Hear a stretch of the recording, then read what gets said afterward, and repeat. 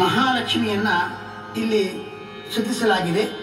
ಕರವೀರಪುರದಲ್ಲಿ ವಾಸಿನಿಯಾಗಿರ್ತಕ್ಕಂತಹ ಮಹಾನುಭಾವಳು ಪರಮಾತ್ಮನ ಕರಿವರದನ ಗಜೇಂದ್ರ ವರದನಾದ ಪರಮಾತ್ಮನ ರಾಣಿಯಾಗಿದ್ದಾಳೆ.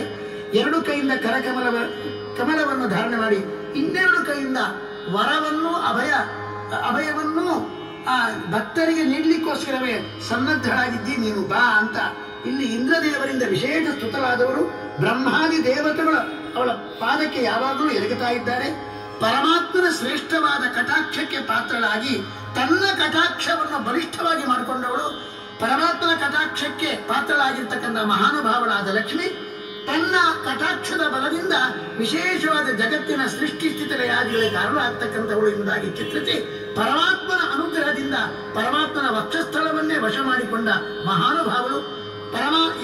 ಎಲ್ಲ ಬ್ರಹ್ಮಾದಿ ದೇವತೆಗಳ ಮೇಲೆ ತನ್ನ ಕಟಾಕ್ಷವನ್ನು ಬೀರಿ ಅವರ ಉನ್ನತವಾದ ಪದವಿಗೆ ವೈಭವಕ್ಕೆ ಕಾರಣರಾದವಳು.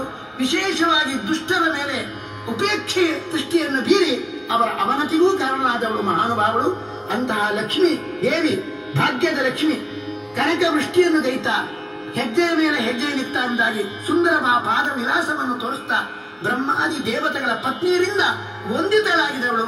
ವಿಶೇಷವಾಗಿ ಬಳುಕುವಂತಹ ಬಂಗಾರದಂತೆ ಬಳುಕುವ ಲತೆಯಂತೆ ಇರ್ತಕ್ಕಂತಹ ಶರೀರದಿಂದ ಕಂಗೊಳಿಸ್ತಾ ನೀನು ನನ್ನ ಮನೆಗೆ ನನ್ನ ಮನಸ್ಸಿಗೆ ಬಾ, ಪರಮಾತ್ಮ ನಿನ್ನ ಪತಿಯಾಗಿರ್ತಕ್ಕಂತಹ ಶ್ರೀಕಾಂತನ ಕಾಣ್ಲಿಕ್ಕೆ ಒಳಗೆ ಅಂತರ ಅಂಬಕ ಅಂದ್ರೆ ಅಂತರ ದೃಷ್ಟಿ ಜ್ಞಾನ ದೃಷ್ಟಿಯನ್ನು ತೆರೆಯಿ, ಪರಮಾತ್ಮನ ನಿನ್ನ ಪತಿಯ ಕಥೆಯನ್ನು ಕೇಳಲಿಕ್ಕೆ ಅಭಿರುಚಿಯನ್ನು ಕೊಡು.